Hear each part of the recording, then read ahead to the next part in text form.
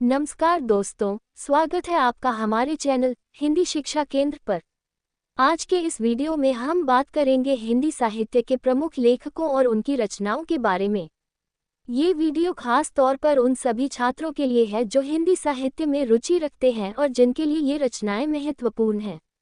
तो चलिए शुरू करते हैं। हमारी पहली चर्चा प्रेमचंद से होती है, जिन्हें हिंदी साहित्य का किसान कवि कहा जाता है। उनका नाम किसी परिचय का मोहताज नहीं है। उनकी प्रमुख रचनाएं जैसे गोदान और कफन आज भी हमारे दिलों में गहरी छाप छोड़ती हैं। गोदान एक ऐसा उपन्यास है जिसमें एक किसान की संघर्षपूर्ण जीवन की कहानी बताई गई है।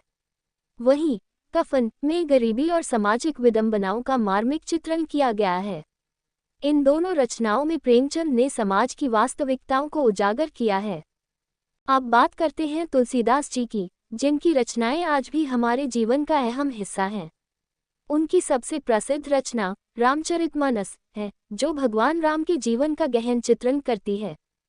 रामचरितमानस के माध्यम से तुलसीदास जी ने राम की भक्ति और धर्म का प्रचार किया। उनकी यह रचना हर हिंदू घर में पूजा के समय पढ़ी जाती है। अब बात करते हैं सूरदास जी की, जो कृष्ण भक्ति के महान कवि थे। उनकी रचना सूरसागर में उन्होंने भगवान श्री कृष्ण की लीलाओं और उनके प्रति अपनी अनन्य भक्ति को व्यक्त किया। सूरदास जी की कविताओं में भगवान कृष्ण के प्रति प्रेम और भक्ति की गहरी भावना देखने को मिलती है। उनकी काव्यशैली सरल और प्रभावी थी। अब हम बात करते हैं जयशंकर प्रसाद की, जिन्हें छायावाद की प्रमुख काव्यधारा का सदस्य माना जाता है। उनकी प्रसिद्ध रचनाएं जैसे कनकाल और स्कंदगुप्त आज भी साहित्य प्रेमियों के बीच पढ़ी जाती हैं। जयशंकर प्रसाद का लेखन जीवन के गहरे अर्थों को समझाने का एक प्रयास था। उनके नाटक और कविताएं हमेशा इंसान की भावनाओं और संघर्षों को उजागर करती हैं। अगले साहित्यकार हैं हरिवंश राय बच्चन, जिनकी कविताएं हमें जीवन के सच और संघर्ष को समझने में मदद करती हैं। उनकी रचनाओं में मधुशाला विशेष रूप से प्रसिद्ध है। मधुशाला में उन्होंने शराब के माध्यम से जीवन की नश्वरता और संतुलन की बात की है। हरिवंश राय बच्चन की कविताओं में भावनाओं का गहरा आक्रोश और प्रेरणा मिलती है। अब बात करते हैं महादेवी वर्मा की, जो छायावाद की प्रमुख कवयित्री थीं।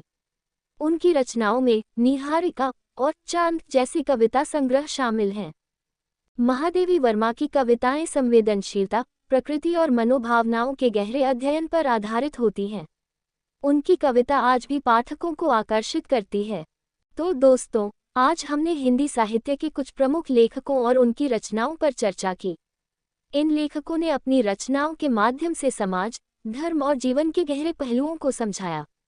अगर आपको यह वीडियो पसंद आया हो तो कृपया लाइक करें, चैनल को सब्सक्राइब करें और इस वीडियो को अपने दोस्तों के साथ जरूर शेयर करें। धन्यवाद। हमारे अगले वीडियो के लिए जुड़े रहें। धन्यवाद।